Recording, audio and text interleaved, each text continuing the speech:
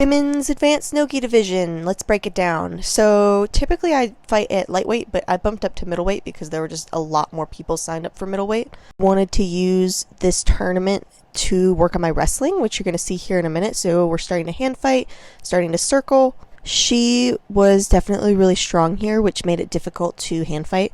However, as we start to circle, I'm starting to notice that I'm able to elevate her right arm a little bit, which you'll see here, which is giving me the opportunity to shoot. It wasn't the greatest shot in the world, but definitely not the worst. She's trying to guillotine to defend. It wasn't super deep, but it was definitely enough for me to be aware of it. Unfortunately, you can't see it because the ref and the table got in the way, but I was able to finish the double leg and land in her half guard, and she let go of the guillotine and started attacking for the Kimura on my left arm. I'm defending the Kimura here. You'll see me ask the ref in a minute why I didn't get any points for the takedown. He didn't tell me in the match, but he explained to me later that it was because she was attacking the whole time, which I understand. I just wanted to check in the moment because sometimes the refs forget and you have to remind them. He was a really good ref though, so no complaints. Here I'm continuing to defend the Kimura. Again, it wasn't crazy deep, so I wasn't super worried about it, but I definitely needed to be aware of it because if I slipped up, she was definitely going to have me in some danger. If you look closely, you can see my left hand is grabbing onto her leg to defend and have a good grip so that she's not able to rip that Kimura. Here, she abandons the Kimura and I'm able to get my arm free and I start to dig for an underhook on that left side, but before I'm able to pass her half guard, she's able to regain her full guard. Here we are starting to hand fight again. She's starting to attack my left arm. I'm trying to work for either bicep control or 2-on-1 control. I'm not 100% sure what she was going for on this left arm, but I believe she was trying to set up a Tariqa Plata. I'm defending this by keeping my elbows in tight to my body and trying to keep her hips as flat and square to the mat as I possibly can. This helps prevent her from being able to cut her angle and walk her legs at my back, which is what she needs to do in order to finish the submission. We continue to hand fight here. I'm trying to keep my elbow tucked in. She's trying to flare my elbow out so that she can attack it. Here she tries to switch it to some kind of pendulum sweep, but I'm able to keep my weight down on her and keep her hips squared, preventing the sweep. Here she goes back to closed guard, and I start to hand fight to bicep control, and I'm able to posture up. Because there's a break in the action, the ref decides to pause the clock and reset us in the middle because we kind of got off to the side, which is not very safe. So here he is just resetting us in the same position. Once he restarts the clock, we go back to hand fighting. I'm trying to maintain bicep control and posture up. She is trying to hand fight to the inside and break my posture down. I am trying to go for my log splitter pass or for my 2-on-1 pass. So you'll see me start to come up here and try to pass her guard from standing. In order to do this though, I need to maintain control of either her biceps or her wrists, which as you can see is a very difficult task. I start to go for my 2-on-1 break, but she is able to get me off balance and pull me back down. From here, we go back to hand fighting, and she continues to try to break my posture down while I try to stay postured up. We continue to hand fight, and I try to keep her hips flat and square to the mat to prevent her from cutting an angle so that she cannot attack for sweeps and submissions. Here, she's trying to walk her feet up my back for a high guard, and I am using bicep control for leverage to be able to posture back up.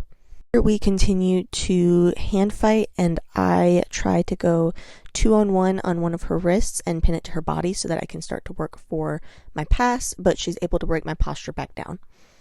Here, as we continue to hand fight, she's able to gain control of my right arm and starts to try to push it out in order to attack for her triangle. She is trying to break my posture down and pull me deeper into the triangle choke while I am trying to defend by keeping my head and chest high and having good posture. She does a good job of trying to readjust, but as you can see, her knee is still over her foot and not over her ankle, which means that it's still not quite locked up yet. In addition to trying to keep my posture high here, I'm also trying to keep her hips squared up with my hips to prevent her from cutting to the right and locking up the triangle deeper. It's hard to see because of the angle of the video, but she was also attacking for wrist locks and different things on my left arm, which is the arm that's inside the triangle. I also still have my right hand inside of the triangle, which is part of what's making it difficult for her to wrap it up and finish. You can see here she's starting to try to cut her angle, but I'm still able to stay pretty square with her, preventing her from being able to lock it up further. You can see here that her knee is still over her foot and not over her ankle, so it's still not as tight as it needs to be for her to finish. I continue to readjust my hips to be squared up with her hips to prevent her from cutting the angle and making the choke tighter, while she continues to try to break my posture down and readjust and attack for submissions on my left arm.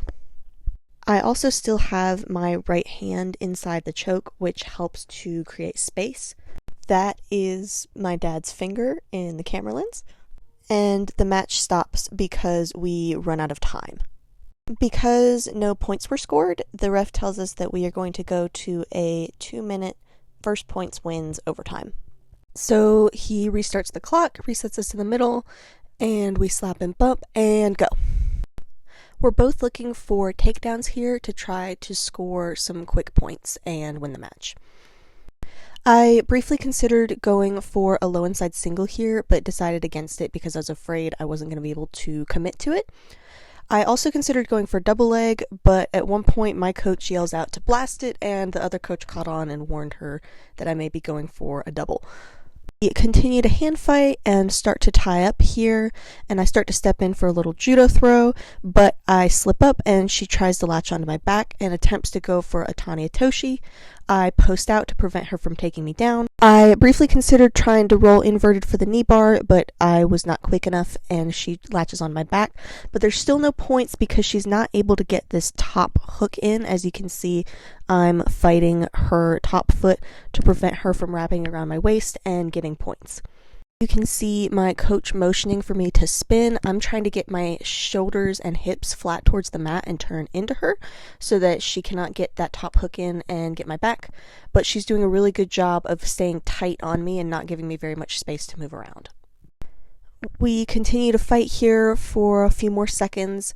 I'm able to prevent that top hook from coming over, but then she's able to loop it around and she gets her points and the match is over. So I lost this match in sudden death overtime 0-4, which puts me in the bronze medal match.